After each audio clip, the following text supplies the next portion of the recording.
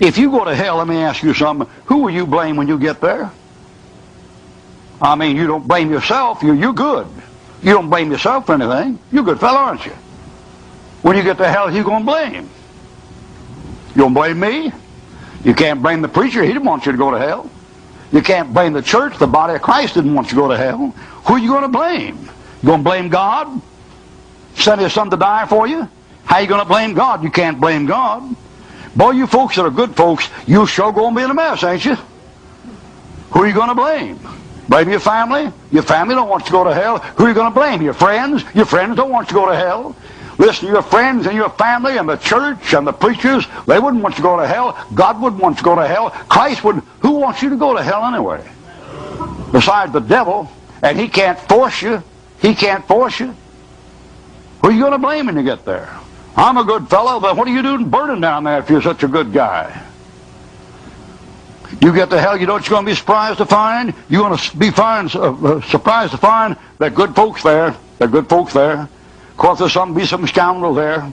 There'll be some out-and-out bad fellows. You think because you're not one of them, you're all right. That's that fella, that's what called that fella Peterson. He thinks he's all right because he's not as rotten as some of the people he's read about. Read about the rotten folks, you think you're all right. Why don't you read about Jesus Christ and see how you stack up with him? Years ago in this country, there's a man named Black Jack Ketchum. Black Jack Ketchum was born in 1866 and was hung in 1901. And Black Ketchum has always been my idea of a perfect bad man. Now, he was the ideal bad man. He didn't have a hypocritical bone in his body, boy, that fella. He was arrested for murder and train robbery. And to this day, nobody knows if he was really guilty of train robbery or murder. They knew he was guilty of train robbery. Nobody could prove that he actually murdered somebody, but he did murder a couple of them. And of course, right to the end, he pretended like he hadn't, but he's just the kind of a guy that do it. Anyway, they hung him. They hung that old boy and got him up there, and they asked him before they hung him, they said, "You want to have a chaplain?" He said, "No, I don't want a blankety-blank chaplain." Didn't want to talk to any chaplain about nothing.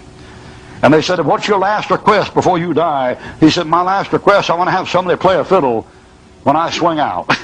We got playing a jig on the fiddle while he ran up the steps to get hung. He ran up them.